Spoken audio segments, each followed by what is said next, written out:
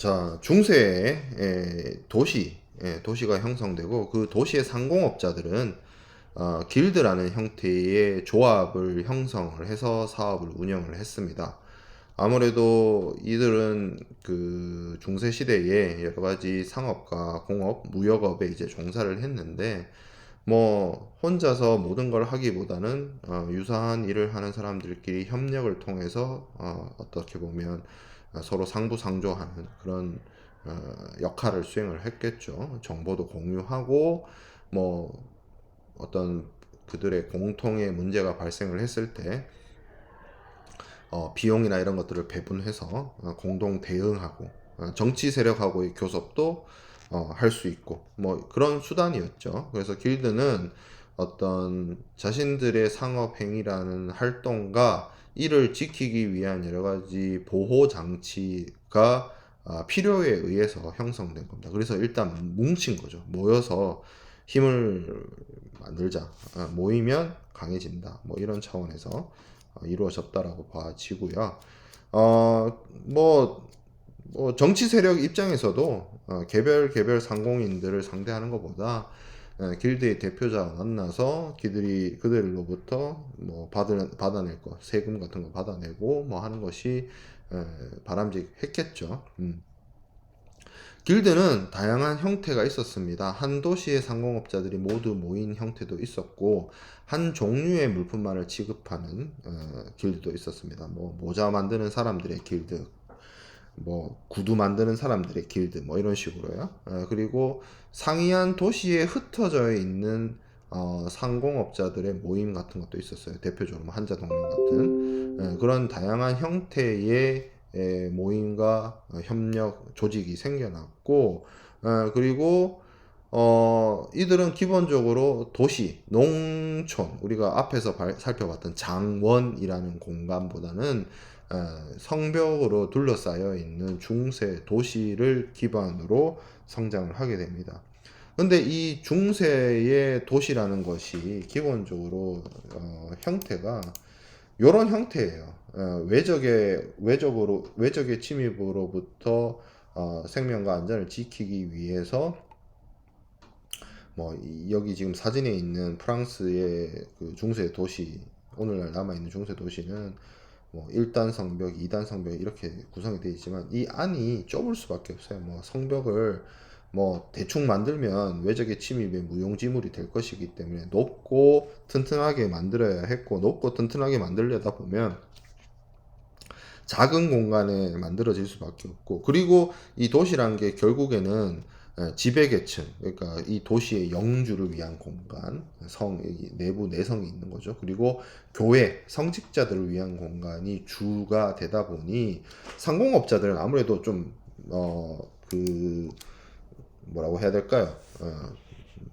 좀 제약이 많았겠죠, 공간적인. 그래서 성곽의 안에는 귀족이나 교회 이런 것들이 모이고, 실제로 그 상공업자들이 일하는 어떤 공간, 예를 들어서 뭐 공방이라든지 이런 것들은 도시 밖에 만들어지고 도시 밖에 형성이 되어질 수밖에 없습니다. 그리고 이들을 또 보호하기 위해서 외성을 쌓아서 이들을 보호하기도 했죠.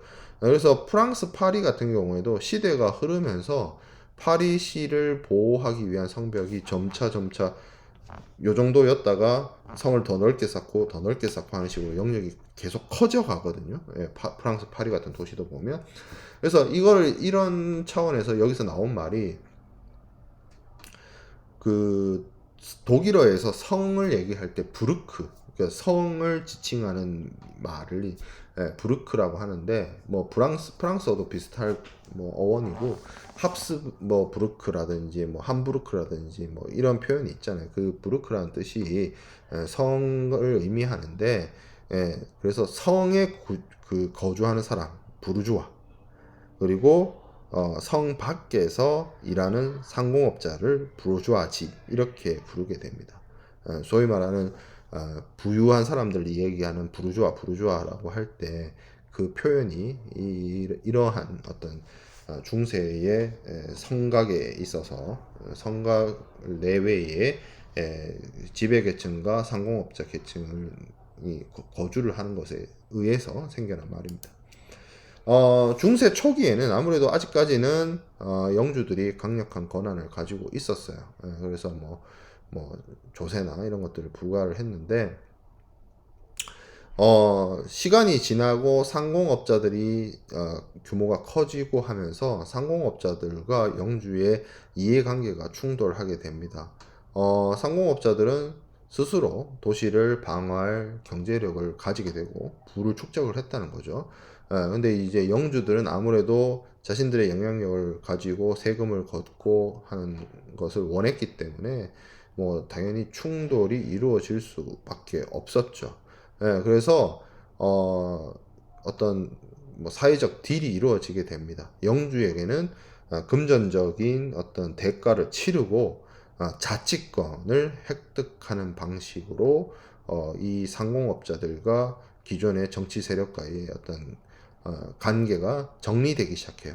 이를 통해서 상공업자들은 신분적인 자유라든지 봉건적인 뭐 어떤 부역과 같은 의무로부터 면제되거나 아니면 이게 이제 중요한 부분이기도 한데 자체적으로 마련한 상거래 간행을 통해서 스스로 자체적인 분쟁 해결을 위한 재판제도, 오늘날 상사중재제도의 기원이라고 볼 수 있는 자체적인 사법제도를 확립하기도 합니다.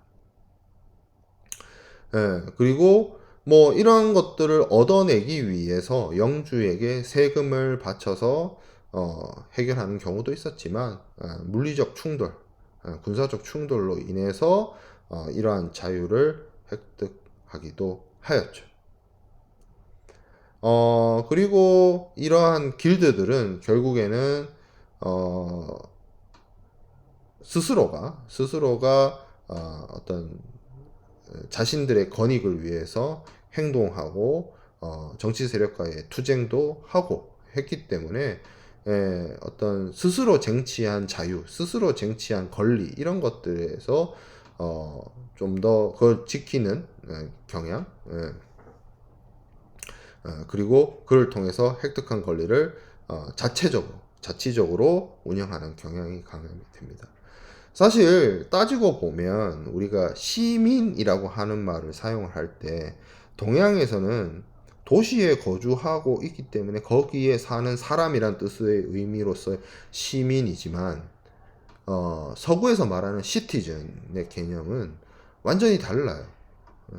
어떤 시민사회라고 할 때의 그 시티즌이라고 하는 그것은 스스로 권리를 쟁취해냈다는 어떤 그런 차원에서 그러한 접근에서의 시티즌인 거죠. 그래서 이게 약간 동양과 서양의 어떤 개념이 성립 도시 사회와 그 시민 사회의 성립이라는 차원에서 조금 접근이 다르다라는 점을 말씀을 드리고요.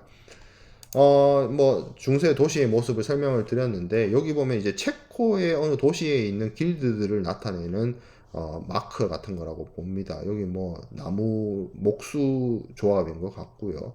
바퀴 만드는 사람 있고요. 열쇠공도 있고요. 그리고 보면 뭐 건축하는 사람도 있는 것 같고요. 뭐 다양한 형태가 있죠. 이런 이제 그 어떤 업종과 관련해서 이 업을 행사하는 사람들끼리 이런 그 핸드메이드 공방인 거죠. 핸드메이드 공방에 모여서 이 사파에서는 이제 신발을 만들고 있는 모습 같죠. 그래서 이 당시에는 아직 뭐 수공업 상태였는데 장인이 한 땀 한 땀 이제 신발을 만들어서 파는 그런 사람들이 모여서 작업을 하는 뭐 오늘날의 유럽의 유명한 뭐 그 명품 브랜드들도 다 처음에는 뭐 이렇게 시작을 했겠죠. 그렇게 해서 수공업, 상공업이 상업과 공업이 발달을 했다라고 볼 수 있습니다. 이런 길드 체제 하에서의 상공업자들은 말 그대로 농사를 짓는 것이 아니라 자신의 기술을 바탕으로 이윤 추구를 했는데 사실은 이게 유럽 중세의 어떤 기본적인 가치관하고 배치되는 측면이 없지 않아 있어요. 기독교, 그러니까 카톨릭의 기준으로서는 검소함과 검약함을 뭐 청렴함, 뭐 청빈함 이런 것들을 추구하는 것이 타당한데 어떤 너무 수전노와 같이 이윤을 극대화하는 그런 어떤 행위를 하는 것이 사회적으로 그 당시에 가치관상 좀 당연히 수용되기가 어려웠겠죠.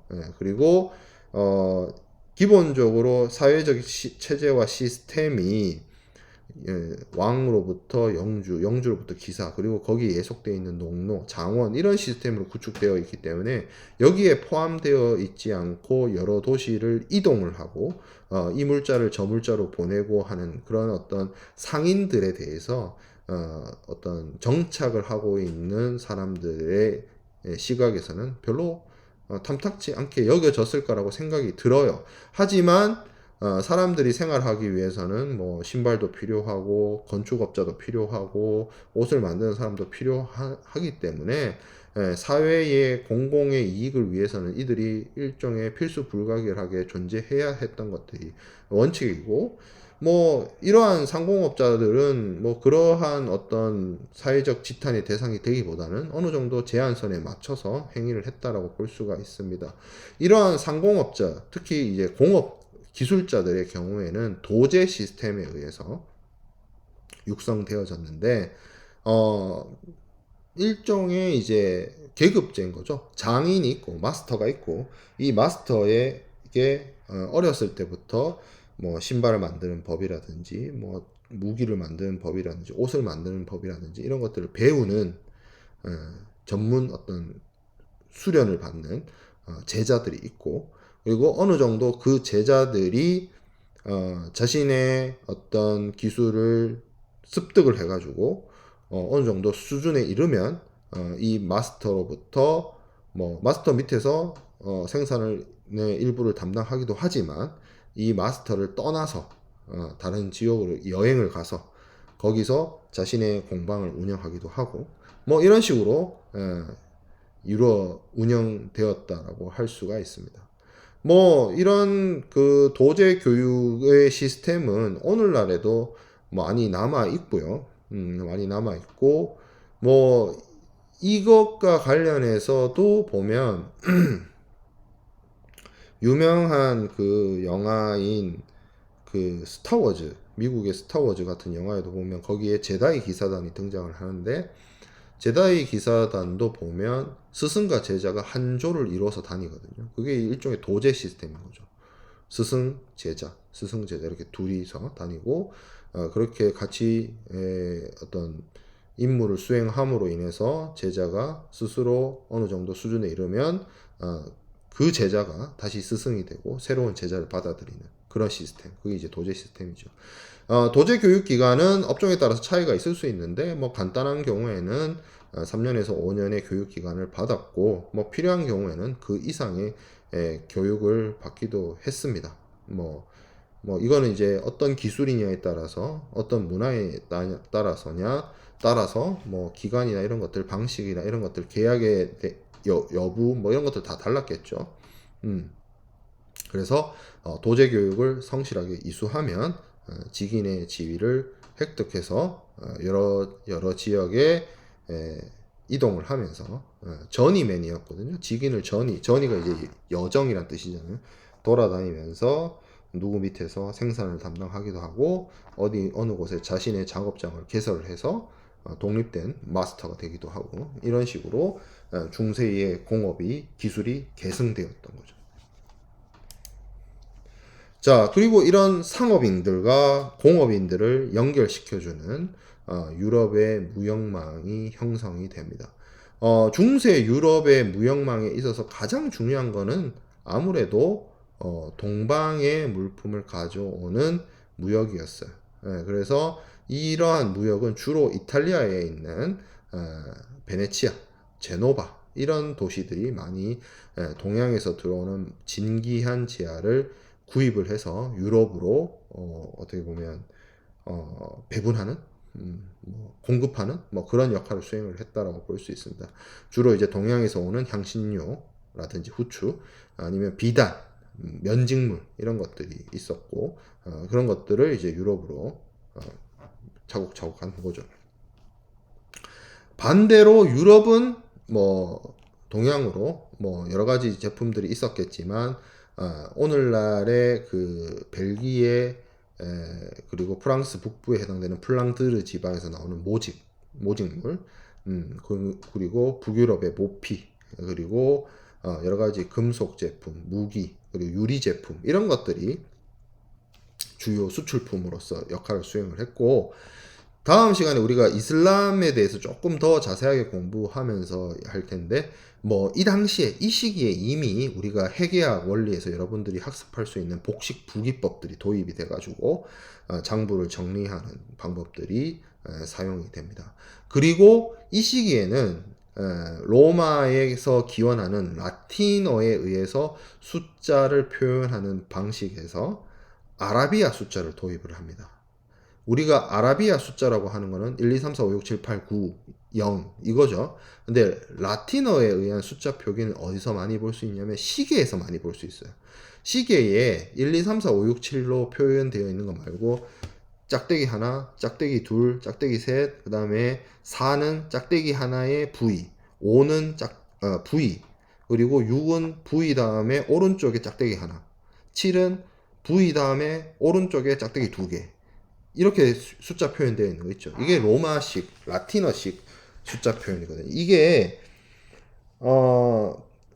쉽게 말하면 좀 뭐라고 해야 될까? 많은 그러니까 큰 숫자를 표기하거나 그리고 이거를 사칙 연산을 하거나 하는 데 있어서 굉장히 조금 불편해요. 아라비아 숫자보다. 그래서 이거를 이제 그 라틴 숫자보다 아라비아 숫자를 사용함으로 인해서 상인들의 수 계산을 능력을 향상시켰다라는 거죠.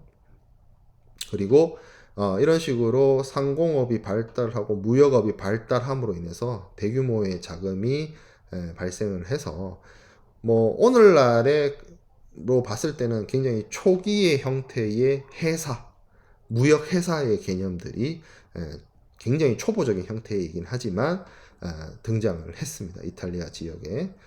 그리고 뭐 특히 이 동방 무역 같은 경우에는 12, 13세기에 크게 번영을 했고 나중에 이제 몽고족이 이 그 중앙아시아 지역 그리고 동유럽 지역까지 자신들의 제국을 확장을 하면서 그들과 거래를 통해서 큰 어떤 번영기를 맞이할 수 있었죠.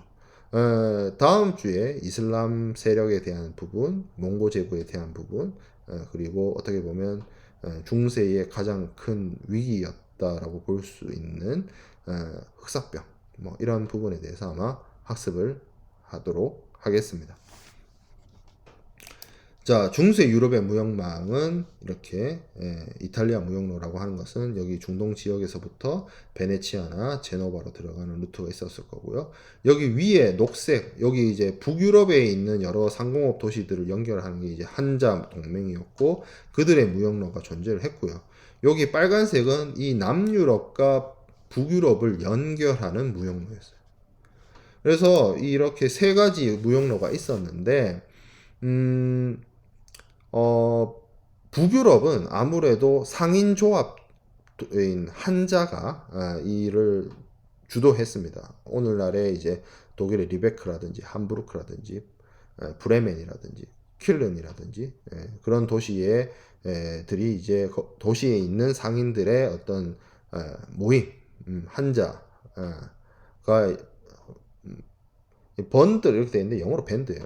어쨌든 그래서 이들이 여러 도시에 상간을 무역 센터 같은 거를 이제 설치를 해가지고 스스로의 자치권 그리고 무역 이런 것들을 행했다는 것이죠.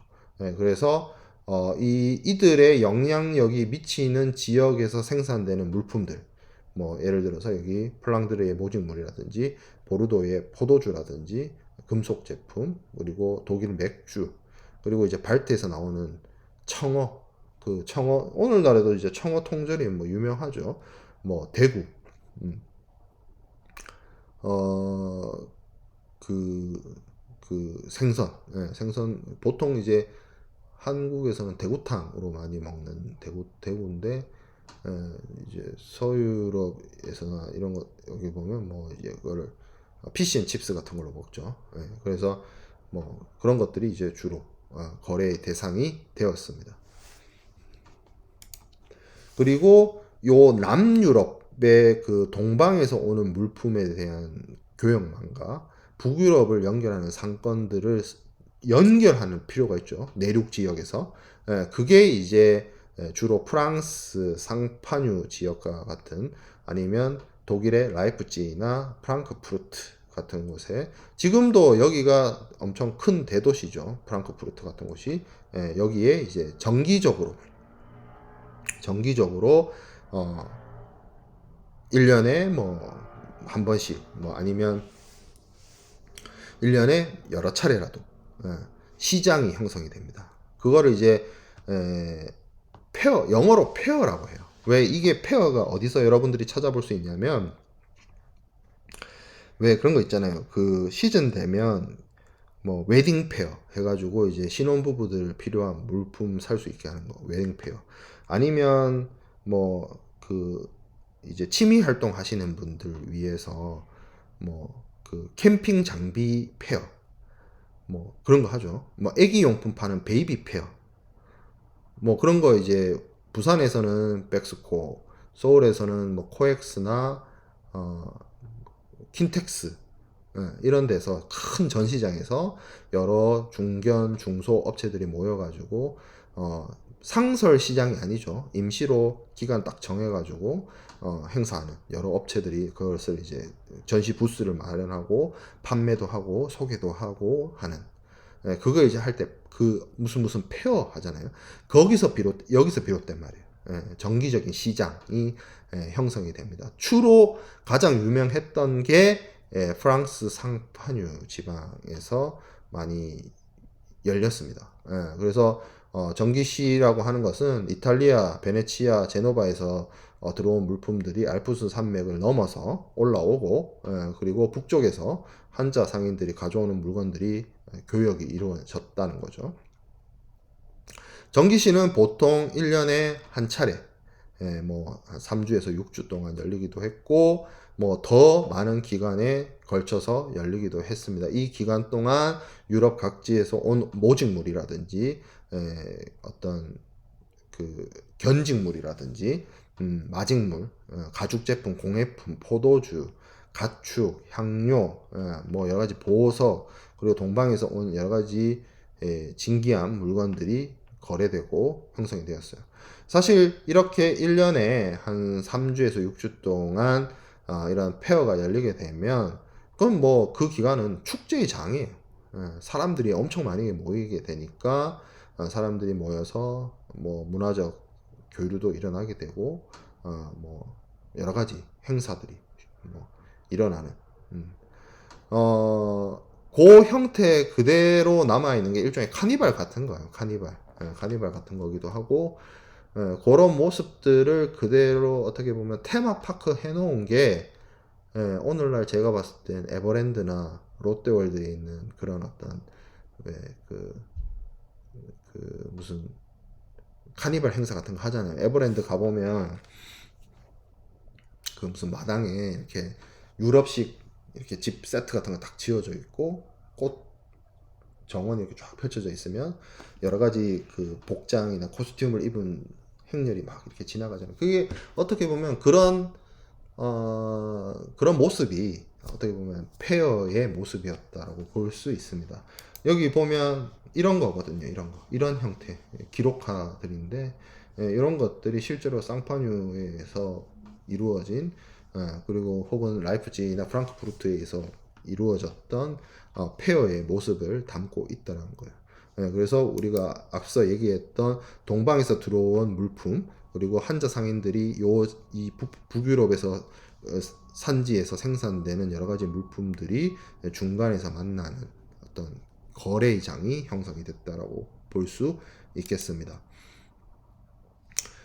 전기시가 이렇게 열리게 되면 그 도시는 당연히 금융 중심지의 역할을 수행을 했습니다. 그래서 전기시 금융업자들은 여러 상인들이 이제 오면 거기서 일종의 오늘날의 한어음, 한어음, 그리고 신용장이죠. 일종의 신용장인데, 우리가 무역 실무에서 배우는 오늘날의 레터 오브 크레딧은 아니고요. 정확하게는 어음에 가까워요. 어음. 대금을 회수하기 위한 목적의 어음에 가까운 신용장, 레터 오브 페어를 발급해가지고, 뭐 금이나 은과 같은 상업적 교환 수단을 많이 들고 다니지 않더라도 신용을 통해서 안정적으로 금융 거래를 할 수 있는 시스템. 여기서 더 나아가서 이제 지폐가 등장을 하게 되거든요. 요 어음과 지폐의 사용에 대해서는 다음 시간에 조금 더 이슬람을 공부하고 나서 조금 더 이야기를 할 부분이고요.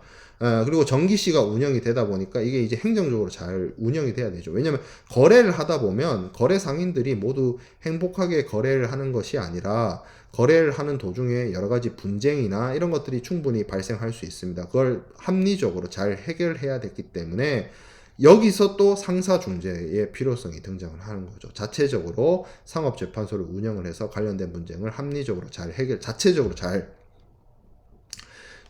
이 시장에 국가나 어떤 영주의 공권력이 개입하게 되면 시장의 자율성이나 자유로움이 해쳐지기 때문에 자체적으로 상인들 간의 분쟁을 해결하기 위한 제도가 필요했고, 그게 일종의 오늘날의 상사 중재로 남아있는 모습입니다.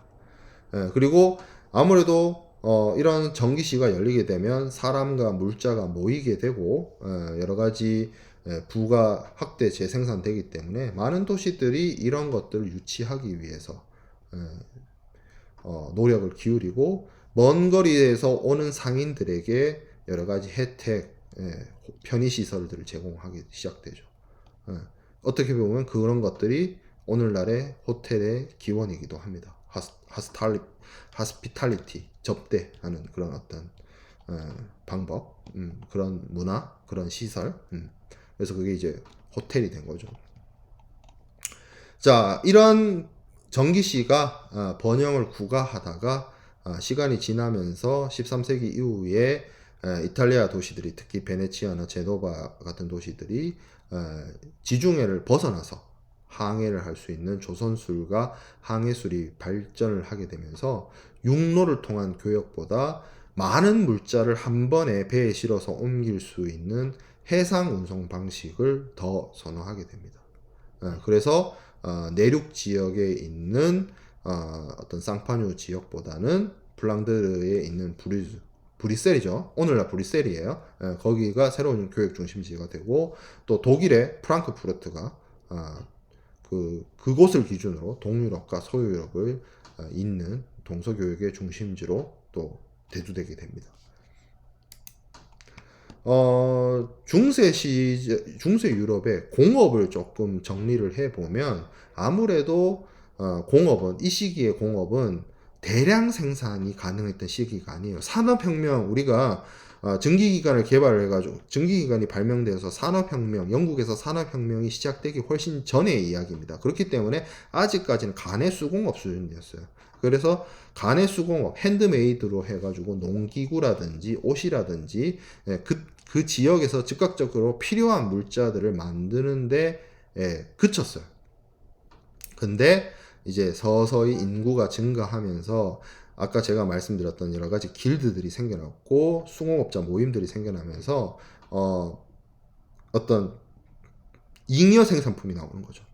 그저 한두 사람이 만들던 시절에는 한두 사람이 만들어서 그 지역 사람들만 쓰는 거였는데, 도시가 발달하고 여러 수공업자들이 모이고 그 수공업자들이 도제 방식으로 해서 제자를 키워서 장인들이 이제 교육을 받고, 그래서 그런 물품을 생산할 수 있는 장인들이 증가하고, 그러다 보니까 그 지역에서만 소비할 수 있는 것이 아니라 남는 생산품이 나오는 것이고, 그 남는 생산품을 그 지역이 아닌 다른 지역으로 옮겨가서 판매하게 되는 그런 식으로 발전을 하게 되는 거죠. 그래서 무역의 발달과 함께 따라서 공업도 발달을 합니다. 그래서 지난 앞서도 얘기했던 것처럼 영국 프랑드르나 영국의 모직물 뭐 그리고 금속 제품 뭐 그리고 견직물 뭐 여러 가지 무기 유리 제품 뭐 이런 것들이 만들어집니다. 그리고 강업에 있어서도 단순하게 이제 자연 상태에서 얻을 수 있는 금속만을 이용하던 것에서 벗어나서 야금 공업이라는 것이 발달돼요.